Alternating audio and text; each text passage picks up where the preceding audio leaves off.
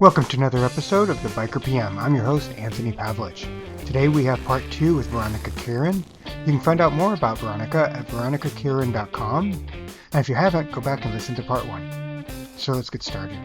What other, I had a thought earlier when we were just talking about that and about, having the chosen family, knowing when to separate from your partner and with business decisions and everything. As entrepreneurs, we have to self-promote ourselves. We have to go out and network. Yeah. How do you approach that with your clients? Because a lot of times you're expected to bring a spouse or a partner and you're not comfortable outing yourself. We were just talking about this, about outing ourselves over and over and over. So how do you approach that? Do you come across that with your clients? Yeah. I've actually found that for the most part, I'm okay to go alone. And in fact, I try not to bring my partner a whole lot because I don't want to, again, overtax my partner. Like if I'm going out 3 nights a week. But the thing is, I, as an entrepreneur, can balance my schedule to say, okay, I've got a thing tonight. So I'm not going to work past 3 in the afternoon. So I have a break in the middle, right? Yeah. But if your partner's not entrepreneurial, they don't have that. And they might not be able to, even if they are entrepreneurial. So, a lot of the events I found, it's fine if I go alone. If I don't want to go alone, but either my partner isn't available or if there is concern, like, do I want to be outed? Do I want to be seen this way? Then, you can always bring a friend. I don't love encouraging people to hide, but I also want to encourage people to be safe. And so, to go alone, at least you feel true to you. You're not lying. Yeah. But you've got to be safe. Not everywhere, just like we're talking about in the United States, like not everywhere is safe. And so at the end of the day, you have to do what feels right to you. And there are tons of events to go to these days. So if you can choose events where it's like just go to a pub and have a beer with other business leaders, they generally don't care if your partner is there. And so then you can go and just shoot the shit after work and then go home. Yeah, because I know it's like a lot of the companies, like they have their annual parties or whatever, that it's bring the spouse type things and stuff like that. So I know there are times when it's like, I don't think my husband's gone with me to any networking event for myself that I can think of. Because they're usually, early evening, late afternoon, and he's still working. Yeah, or their lunches or breakfasts, Yeah, so a lot of those types of events, you just go and it's all good. But you're right, like the holiday parties, if you do have a business that is larger or, you're consulting with a larger business. And so there's an invite extended. There is such thing as a beard. And, if you have a friend who is informed, consensually willing to be your beard, but again, I really want to encourage everyone listening to really think about what that means to them, what that means to their partnership, and to just strive to be true to yourself in whatever form that makes you feel whole and safe. I really want to underscore a safety thing. Like at the end of the day, be safe so that you can live another day so that then we can change the world together. Exactly. Right? What other kind of issues or other kind of topics do you work with your entrepreneurs? Gosh, it really spans the gamut because everyone is different and everyone's at different stages. But within scaling, I love to tell entrepreneurs that they can start scaled, which tends to blow a lot of people's minds. And so to see my entrepreneurs start with expansion in mind, so that they're not running the hamster wheel and that they can grow. And I myself, I was the worst case of this. I had no idea how to scale. I was absolutely stuck with my 24-hour human hours in a day. And I had to learn it the hard way, which is why I'm so such a cheerleader for scaling. We can do this.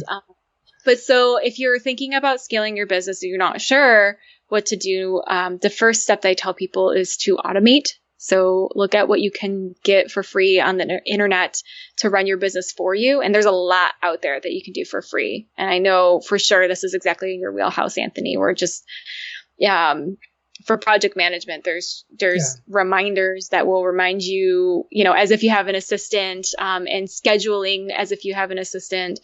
So start using technology to start the wheel turning without you. And then from there, I take them into systemizing.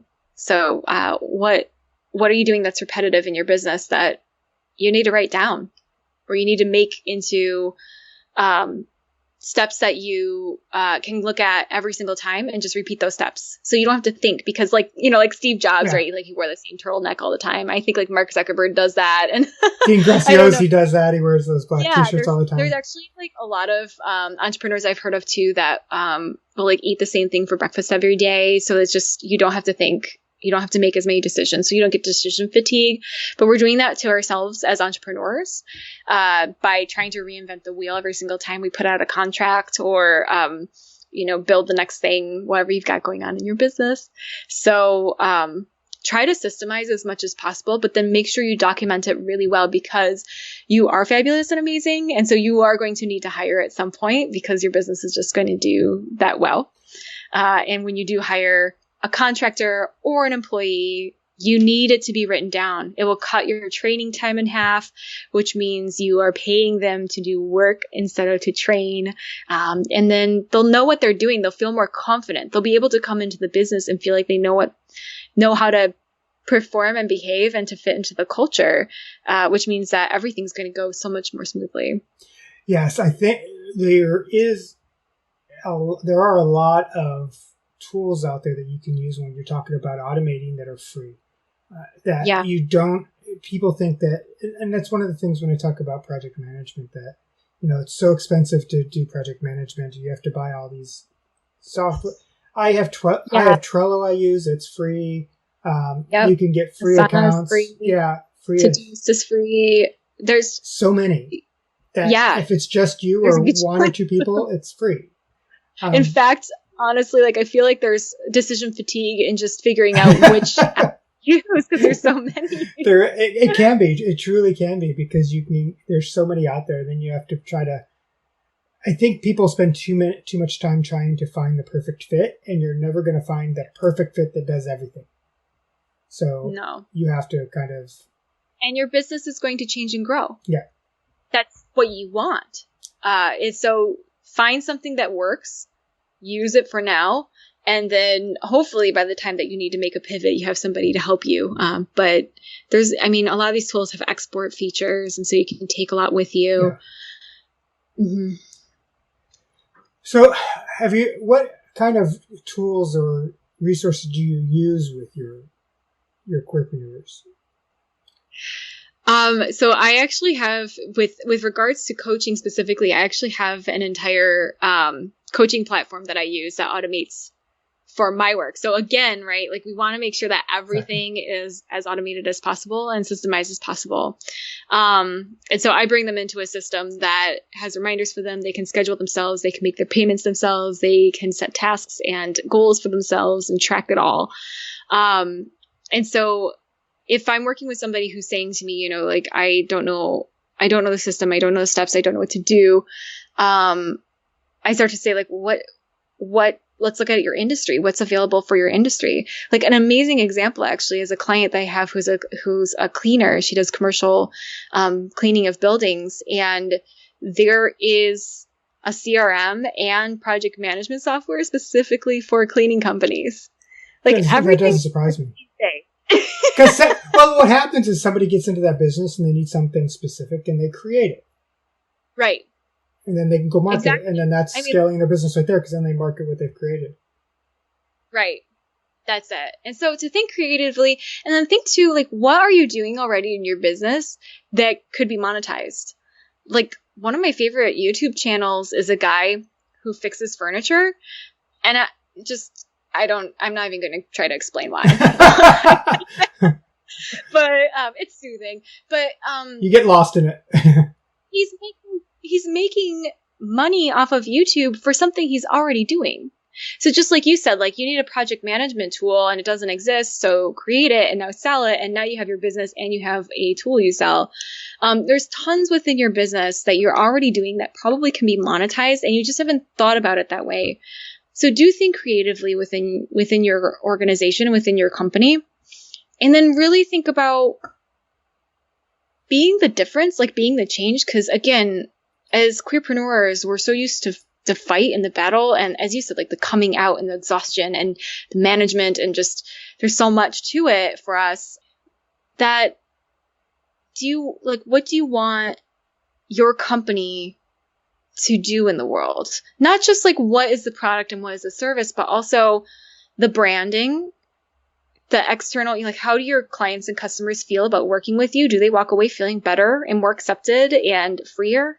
And then within your company, how do your employees feel? Do they get a bonus? Do they get paid time off? Do they get tools to self-care and to feel accepted? Are you using pronouns within your company? I mean, I know plenty of queerpreneurs who,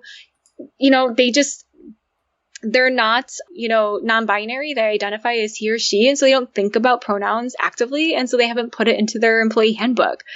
And yet those little steps can make such a difference for the internal company culture.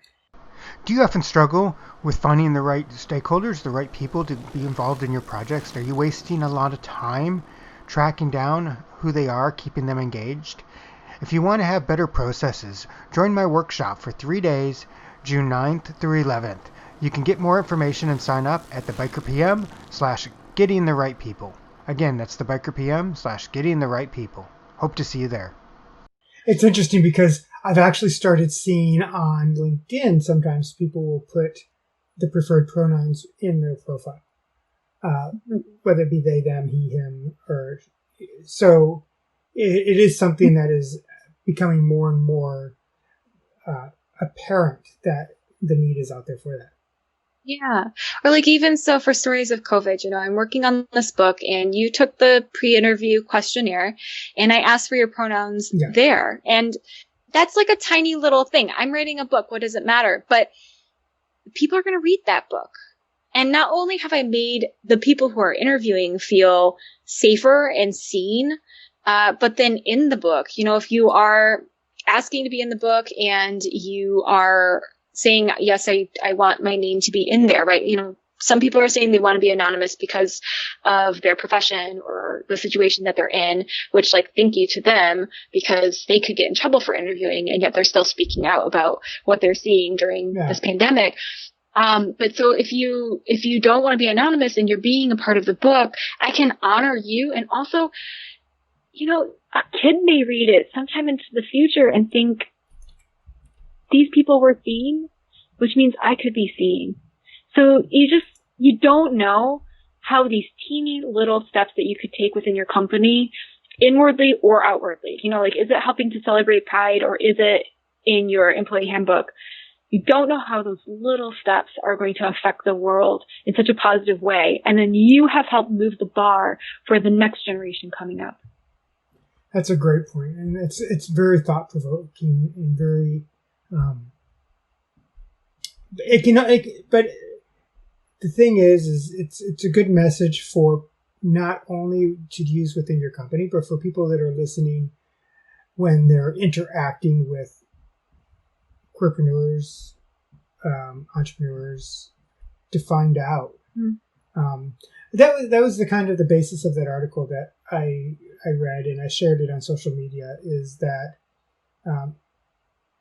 it's common, the natural instinct to say, do you have a wife if you're to a man, or do you have a husband if you're talking to a woman, instead of saying something simply like, do you have a spouse, do you have a partner, just to take away that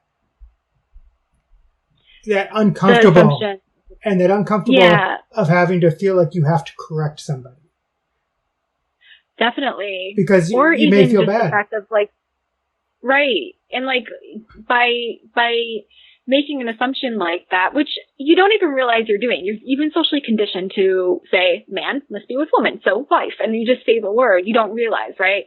So there is some rewiring going on in order to make the step towards saying spouse or partner. But as a queer person, if you're asked that question and you're not partnered with somebody of the opposite sex or appearing as the opposite sex, there's like this feeling of not just now do I have to correct it, but also like, oh yeah, society thinks I'm wrong. Yeah. Even though the person who asked the question probably didn't mean it that way. No, not at all. But they've been conditioned by society. Yeah.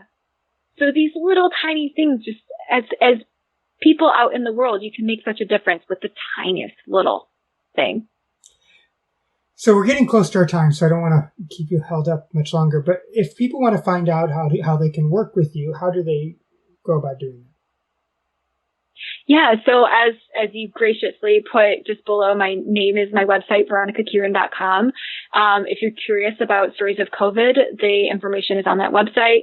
If you're curious about working together, we can do an up-leveling session and, just get to know each other and see what it's like, and see if we can get real change for you in 2020, which I know, like, we don't even know what that even means right now. I know, right?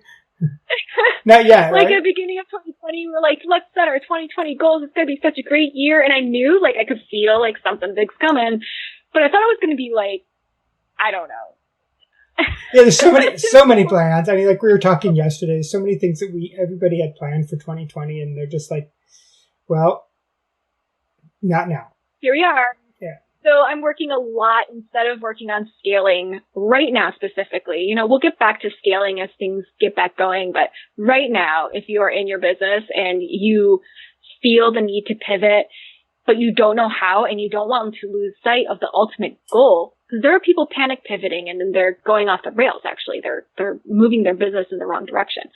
So if you know you want to pivot or you know you want to do something during this period of time, but you're not sure how to do it without shifting the entire business in the wrong direction, let's just hop on a call. We just do a 15-minute free call. Let's just hop on a call and we'll chat. We'll figure it out. And then you can go confidently. Alexa, turn on the desk. Okay. So I just asked Alexa to turn on the desk. I muted, so I don't know because I was like, it was starting to get really dark in here. Look at you being fancy. Perfect. So they can find out just you've got your story of COVID, you've got how they can work with you, you've got your story of elders on there. All that information is at your website, veronicakirin.com. Any last piece of advice before we sign off for the listeners? Be kind to yourself. Like right now, everything is different. Everything. There's no habit that you had at the beginning of 2020 that fits right now. So if things feel especially hard, if you're not sleeping that great, if you can't do your entire workload or you're out of work completely, don't beat yourself up for it. Do what you can.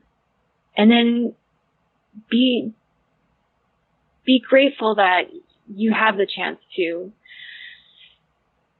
walk through this moment and you'll come out the other side and you'll know more than you did before. It's going to be okay.